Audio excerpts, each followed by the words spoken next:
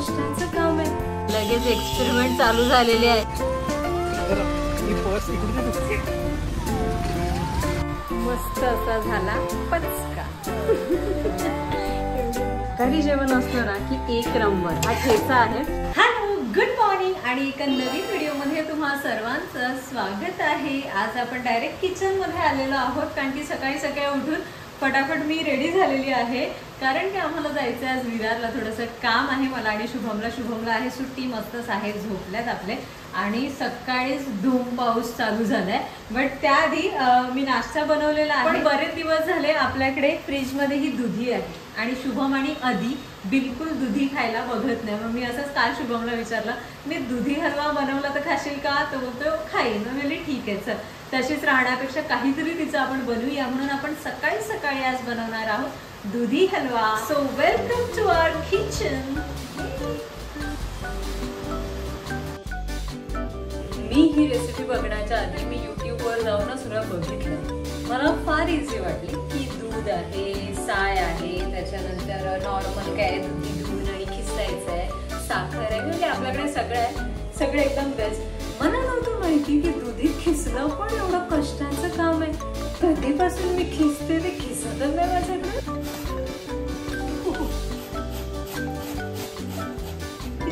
खिस दुधी खिस.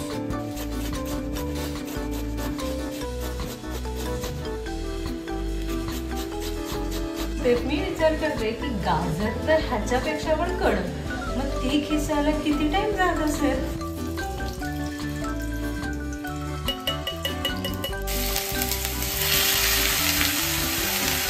आता हे मी ऐकलंय की असं तुपात व्यवस्थित भाजून तळून जे काय असेल ते करायचं आणि मग आपण त्याच्यामध्ये टाकणार दूध आणि दुधामध्ये ते पूर्ण शिजू द्यायचं आणि मग ड्रायफ्रुट्स टाकायचे. जनरली ह्याच्यामध्ये क्रीम टाकतात की त्याच्याने सुंदर टेक्स्चर येतं. बट मी विचार केला क्रीम कशाला, आपल्याकडे अगदी ताजी साय आहे, सो मी वरतून साय टाकेन, सो त्याच्याने एक टेक्स्चर येईल. आता लेट्स सी किती सक्सेसफुली होते आणि किती योग्य पद्धतीने मी हे फॉलो केले रेसिपी, कारण की मला काही माहिती नाही. मी एक दोन व्हिडिओ बघते आणि मग माझ्या मर्जीने काही करते आणि पाऊस जरा पण थांबत नाही. पण ह्या सगळ्यात शुभमला उठून येते कारण की तो झोपून राहील आणि नंतर मग मलाच घाई होते कारण की अगदी ट्रेनच्या टायमावर निघायला लागतं. आज आहे वीकेंड, त्याच्यामुळे आमचे साहेब असे पडून असतात आणि माई पप्पा पण नाही ना. माई पप्पा असले ना की बरोबर टायमावर उठेल. हे अशा भेगा आहे ना माझ्या आणि मम्मीच्या पडतात, जे लोक काम करतात त्यांच्या. अक्षरशः तुझ्या पायाला पण भेगा पडल्या. आपल्याकडे ते आहे ना, ते यूज कर ना. एवढा नखऱ्यांचा आहे ना शिव, म्हणजे तुम्हाला पण दाखवते. माझं ते 2-3 वेळा यूज करून झाला आणि छान वाटतं. स्पेशली आपल्या बायकांचं असं की पाण्यात जास्त पाय गेले की भेगा वगैरे पडणं हे नॉर्मल आहे. सो त्याच्यासाठीच ते आहे. अगारोचा एक प्रोडक्ट आहे कॅलस रिमूव्हर म्हणून. त्याच्यामध्ये हे एक मॅन्युअल आलेलं आहे, सोबत आहे हे कॅलस रिमूव्हर. ऑलरेडी 2-3 वेळा मी यूज केलेलं आहे आणि चांगला रिझल्ट आहे. ही ऍक्च्युअल मेन मशीन आहे आणि सोबत हे 3 इंटरचेंजेबल रोलर आहेत. हेड पण त्याला तुम्ही म्हणू शकता. इथे दिसते हो शुभा, किती घाण आहे बघ. ही पूर्ण तुझी डेड स्किन आहे.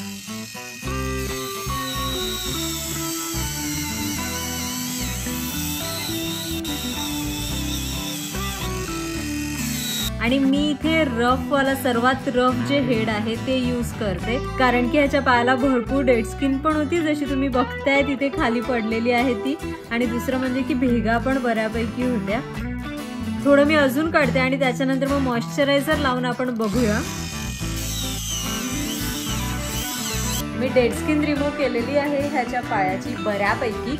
आता मी जरा मॉइश्चरायझर लावते. लुक ॲट दिस, बऱ्यापैकी स्मूथ वाटते. भारी ना. कितीतरी डिफरन्स जाणवतो, म्हणजे लगेच तुझ्या दुसऱ्या पायात आणि हा पायात डिफरन्स होत. डिस्क्रिप्शन मध्ये लिंक दिलेली आहे, तुम्हाला जर हवं असेल तर. पण खूप सुंदर आहे. जसं मी तुम्हाला सांगितलं की हे रोलर जे मी यूज केलं ते रफ वालं होतं, सर्वात रफ. पण एकदा दोनदा यूज केल्यानंतर आपली स्किन बऱ्यापैकी मऊ होऊन जाते आणि डेड स्किन निघून जाते. सो त्यानंतर जे सॉफ्ट वाले रोलर आहेत ना ते तुम्ही यूज करू शकतात आणि वीकली एकदा कधीतरी किंवा 2 आठवड्यातून एकदा केलं आणि त्याच्यानंतर मॉइश्चरायझर लावलं की असं छान गुळगुळीत पाय वाटतात. चला माझा हलवा तिकडे झाला असेल, माझ्यानुसार तरी परफेक्ट झालाय. फक्त मला कन्सिस्टन्सीचा थोडा डाऊट आहे, कारण की थोडं मला अजून पातळ वाटतंय. मी थोडीशी साय पण टाकली यामध्ये, आपली फ्रेश साय. आणि बघू आता थोडा वेळ अजून शिजवते सारखं, थोडा वेळ ठेवते आणि मग आपण काढूया. आपला हलवा ऑलमोस्ट रेडी आहे. मी सगळं टाकून आणि मग तिकडे फटाफट आवरलं. आता आम्हाला खूप घाई झाले, म्हणजे आता आम्ही निघायलाच पाहिजे, नाही तर मग आमची ट्रेन जाईल. म्हणून हे मी आता असंच बंद करून आणि ठेवून देते. संध्याकाळी आपण निवांत खाऊया. अख्खा वेश म्हणून समोसा आणि वडापाव एवढा झाला वास येतो, बाकी कसा वास नाहीये. खाऊन पोट बघ तुझं किती खाली गेला आता. चालून चालून. हॅलो, हाय. आणि फर्स्ट टाइम मी आज वैतरणा स्टेशनला उतरल्या. शुभा माहितीच 1-2 वेळेस आधी उतरला आणि भरपूर पाऊस आहे. आम्ही विरारवरून आलो आणि असा विचार केला, चला अदिला आपण सरप्राईज देऊया, तिला माहिती नाहीये. आणि आम्ही इथे आता उतरलोय, तिच्या क्लिनिकला जातो आणि तिला सरप्राईज देतो. यस, हाय. कसं वाटतंय? भूक लागले. आणि असं काहीच आहे वैतरणा. ही इकडे खाडी, हा ब्रिज वैतरणाचा, आणि ते मंदिर दिसते तिथे कुठेतरी आधीचं क्लिनिक आहे. मंदिराच्या इथेच ना खाली. चल चालतच जायचं आपल्याला. आणि आज पाऊस पण भयानक आहे.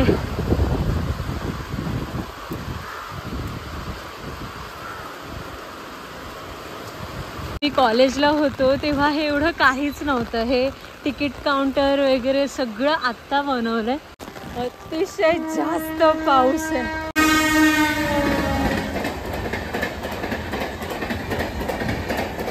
एवढ्या पावसात छत्री आपली एकदा कावळा झालाय. एवढ्या पावसात धावत धावत जाऊन अंबिकाचा वडापाव, कचोऱ्या घेऊन.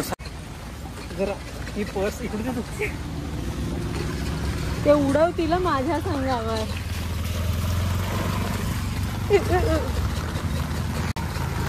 बरोबर चाललोय ना? मला काय माहिती. मंदिर एवढंच माहिती आहे की मंदिराच्या खाली आहे. आता कुठे काय देवाला माहिती. थांब थांब उडवेल. विचारत चालू आहे. मंदिर छान आहे ना, म्हणजे ट्रेन मधून पण सुंदरच दिसतं. मटण मला पण तुला तर ना, शुभमला तर फक्त खायचं ना. असं जाणी बघ, असं कोण फक्त पेशंट नाही पाहिजे. इकडूनच सरप्राईज असं लपतच मला सापडतच नाहीये इथे. तिकडून जाऊ. हे मंदिर. हो मंदिर. चल पटकन. भिजली. अरे इकडे घरं चालू झाली. तुम्हाला साप भिजवलं शुभम. हळू आपले, नाही तर आपल्याला तपासायला जायला लागेल.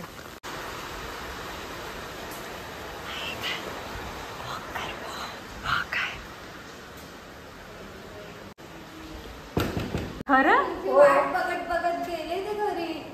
पण तिला नाही माहिती की आम्ही येणार आहे.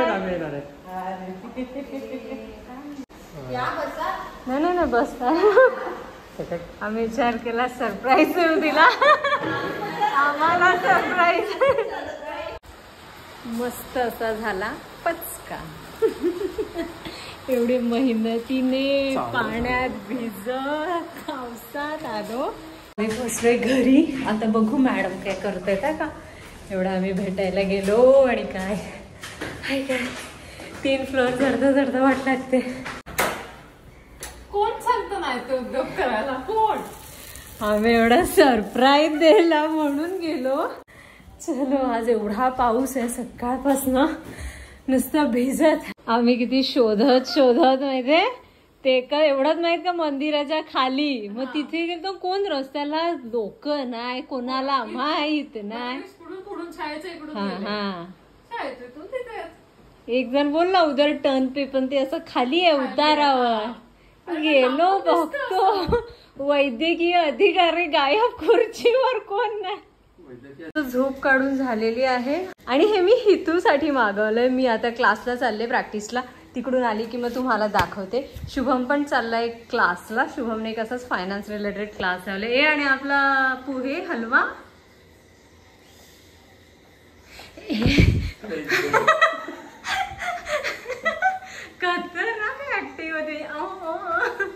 रात्री जेवल्यावर. चलो बाय बाय. आणि तुला घ्यायला येऊ का? टेस्ट करतोय फक्त. कर बघू.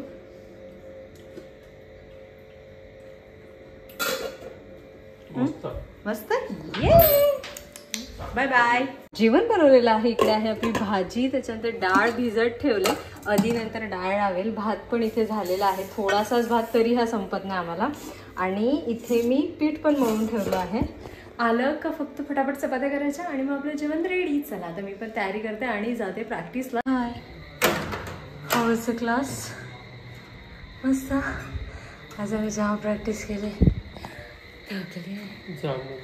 9 वाजले, 6:15ला गेलेली कंटिन्युअस. म्हणजे मला वाटतं 6:15 7:45च्या आसपास बांधला असेल ढोल. आणि आता किती 8:45ला 8:45ला म्हणजे 7:45 2 तास कंटिन्यू थकलो साप. आणि आता मला चपात्या करायच्या आहेत परत.